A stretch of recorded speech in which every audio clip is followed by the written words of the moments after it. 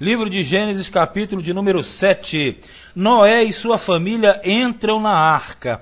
Aqui, na verdade, é o período em que nós vamos falar propriamente do dilúvio. Eles entram na arca e no capítulo 8 as águas elas descem, as águas do dilúvio. Vamos ver no capítulo 7, verso 1, diz assim: Depois disse o Senhor a Noé: Entra tu e toda a tua casa na arca, porque te hei visto justo diante de mim nesta geração. Quer dizer, Noé e sua família foram preservados do momento crítico, porque Deus achou graça aos olhos dele. Então, na verdade, Noé achou graça aos olhos de Deus. 2. De todo animal limpo tomarás para ti 7 e 7, o macho e sua fêmea. Mas dos animais que não são limpos, 2, o macho e a sua fêmea.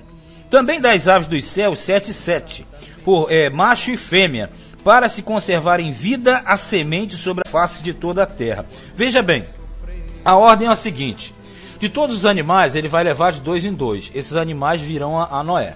Agora, dos animais limpos, ele tinha que levar casais de 7. Então, no caso, 7 casais de cada espécie. Por que isso? Porque os animais limpos, na verdade, eles eram tanto usados para a alimentação após o dilúvio, como serão também utilizados para os sacrifícios ao Senhor, porque o Senhor não aceitava animais imundos, e a alimentação também. Quando nós falamos do animal limpo e imundo, entramos sempre naquela questão, a questão da consciência. Animal limpo e imundo, sempre os servos de Deus souberam. É como o sábado lá do capítulo 2, como o dízimo lá do capítulo mais à frente, que é o 14, enfim. Essas questões não estão ligadas à lei, elas vêm de antes da lei. Então, antes da lei já havia separação entre limpo e entre imundo, como havia santificação do sábado, como havia a proibição do consumo de sangue, assim como havia a lei das expiações, como vai haver dízimo também, enfim, são questões que precedem a lei. 3. Também das aves dos céus, 7 e 7, não, já foi, é o 4. Porque passados ainda 7 dias, farei chover sobre a terra 40 dias e 40 noites, e desfarei de sobre a face da terra toda a substância que fiz. Vamos lá. Sempre que fala com esses números, já viu? 7, 7, perfeição. 40 dias, 40 noites, é o número de punição, número redondo. 40 anos de deserto, 40 dias na tentação, e por aí vai. Versículo 5. E fez Noé conforme tudo que o Senhor lhe ordenara.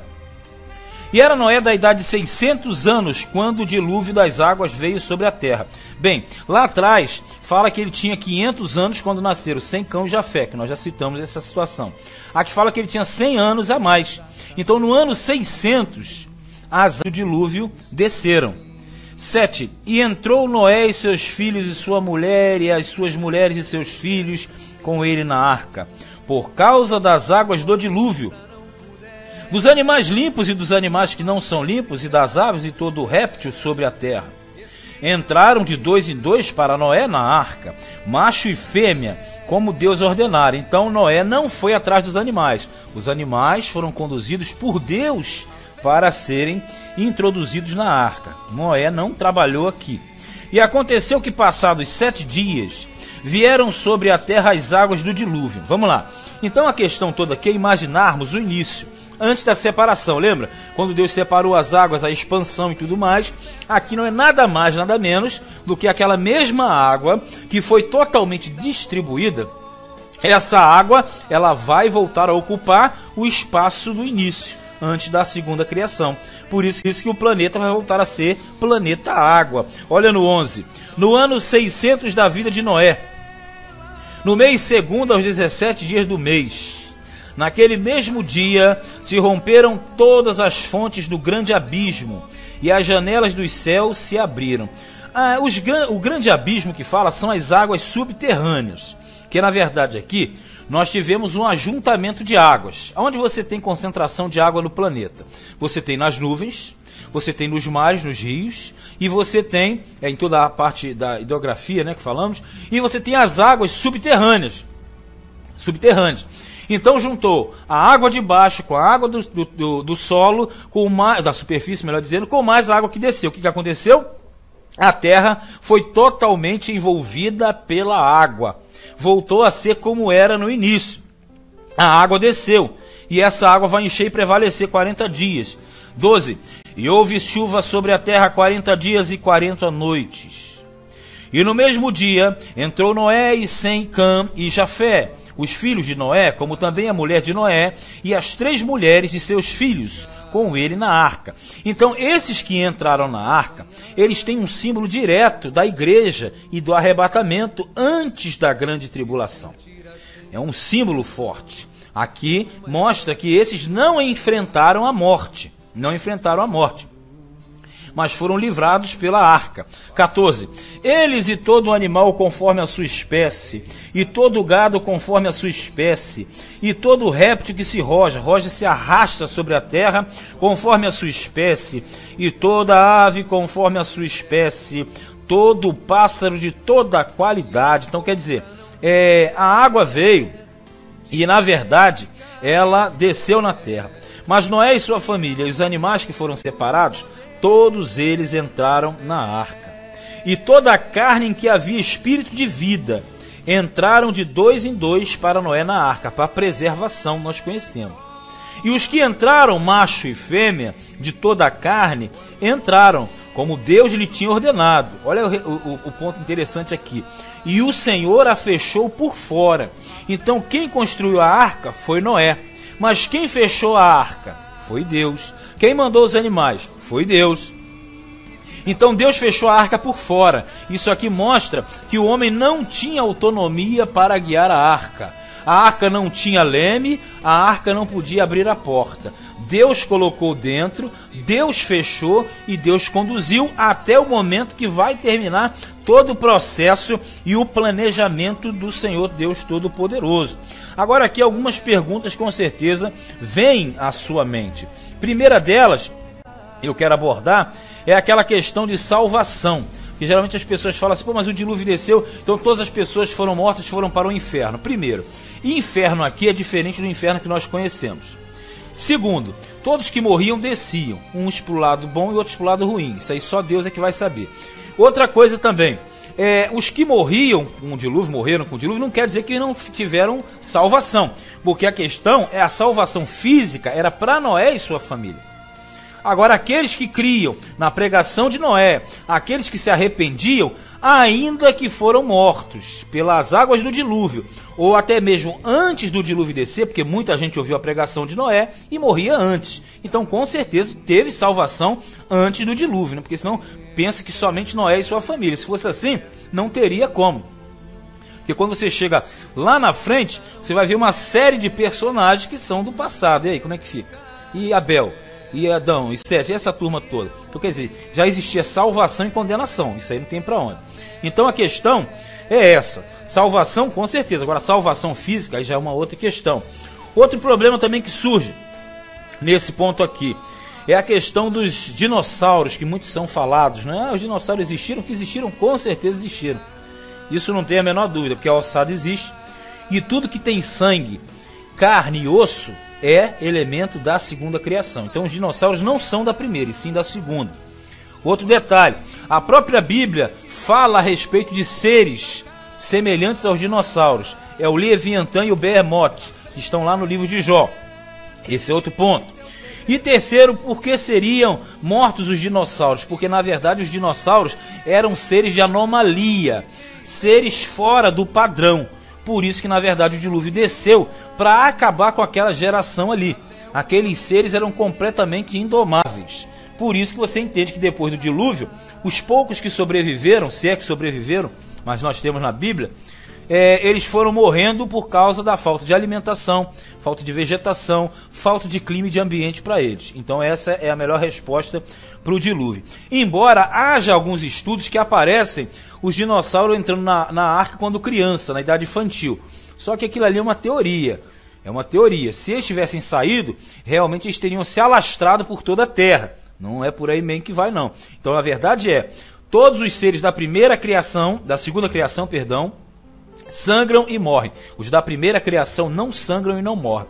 Então tudo que é osso veio da segunda criação. Tudo que morreu, morreu no dilúvio. Porque o dilúvio não foi feito para salvar todos, somente uma família. E poucos se salvaram. Mas o certo é, esse desenvolvimento vai trazer uma nova era após o dilúvio. Vamos ler mais no 17. E esteve o dilúvio 40 dias sobre a terra. E cresceram as águas e levantaram a arca, e ela se elevou sobre a terra. E prevaleceram as águas e cresceram grandemente sobre a terra. E a arca andava sobre as águas. Andava, você sabe, se deslocava, né? E as águas prevaleceram excessivamente sobre a terra. E todos os altos montes que havia debaixo de todo o céu foram cobertos. Então, quer dizer, não havia a mínima possibilidade de alguém escapar das águas do dilúvio. 15 côvados acima prevaleceram as águas, e os montes foram cobertos. 15 côvados, você coloca aí pela metade, cerca de 7,5 metros. Então, se as águas ficaram 7,5 metros acima do monte mais alto, você entende que não haveria possibilidade de salvação, porque todos seriam consumidos pelas águas do dilúvio. 21. E expirou toda a carne que se movia sobre a terra, tanto de ave como de gado e de feras, e de todo réptil que se roja, se arrasta sobre a terra, e de todo homem, tudo que tinha fôlego de espírito de vida em seus narizes, quer dizer, em suas narinas. Tudo que havia no seco morreu. Claro que aqui não vão influenciar os peixes, as baleias, os tubarões, que isso aqui é uma questão bem óbvia. Mas a questão em pauta é: quem entrou na arca? Não é sua família, os animais que Deus direcionou. Eles foram preservados. As águas subiram. Quem guiava a arca era Deus, não tinha leme. Quem automaticamente guiava e vai dar o final é o próprio Deus. E tem mais. A questão aqui é o seguinte: você tem vários animais de várias espécies, e muitos são rivais uns dos outros, né? Cachorro com gato, leão com a zebra e por aí vai. Você pode falar, e como é que eles ficaram lá dentro sem brigar? Porque dentro da arca, veja bem o que eu vou falar, prevaleceu a inocência do período do jardim antes da queda, assim como será também no milênio na volta de Cristo. Então todo o mal sai e eles ficam automaticamente na sua naturalidade, na sua originalidade. Então os animais ferozes e os que não são, eles se habitaram ali perfeitamente. Perfeitamente. Outro detalhe, a questão da alimentação, que às vezes a pessoa fala, pô, mas eles comiam o quê? Eles comiam palha. Eles não se alimentavam, mas os animais carnívoros, volto a falar novamente, eles estavam no estado de inocência, porque senão o leão ia querer comer uma zebra. Comeu a zebra, acabou a espécie. Tá dando para entender?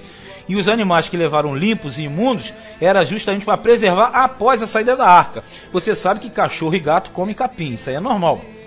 Como o boi, porque no início todos eram herbívoros, tanto os animais quanto os homens. Isso aí é uma questão lógica. Então, na verdade, nós devemos compreender que dentro da arca era um local totalmente santificado, como era no jardim antes da queda, em que os animais conviviam junto, mas não tinham ferocidade. E da mesma forma vai acontecer no milênio, quando os animais ficarão novamente mansos e tranquilos, sem a presença do mal. Vamos ler mais aqui, versículo 23. Assim foi desfeita toda a substância que havia sobre a face da terra, desde o homem até o animal, até o réptil, até a ave dos céus, e foram extintos da terra, e ficou somente Noé e os que com ele estavam na arca. E prevaleceram as águas sobre a terra 150 dias. Então esse é o período em que as águas prevalecem, a terra foi envolta. Existem mais uma teoria aqui que eu tenho que aproveitar e falar, é a questão que alguns defendem o chamado dilúvio local.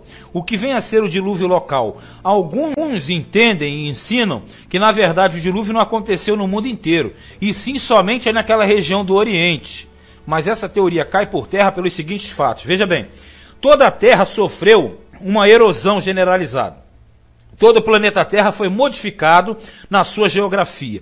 Marca disso é que você estuda na escola a Pangeia. A Pangeia, ela mostra uma terra única. Ela mostra os continentes, todos eles coladinhos um no outro.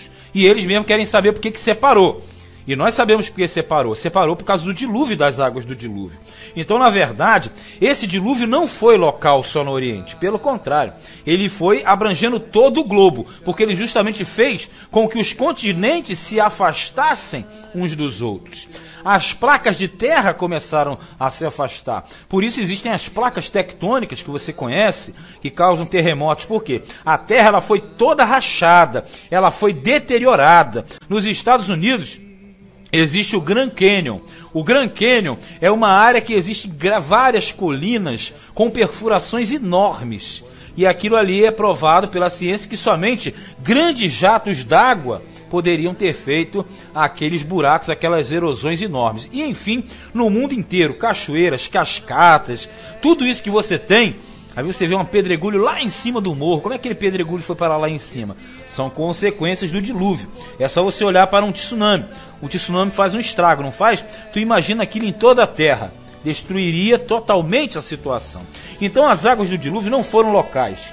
Elas foram mundiais. E você entende isso por todas as espécies de plantas que existem nesse planeta Terra. Agora o certo é, as águas do dilúvio prevaleceram 150 dias. Aí após isso, Deus vai começar a mandar a restauração para que saia da arca e aí se comece a nova civilização. Porque a primeira civilização acabou aqui. Este foi Gênesis capítulo de número 7.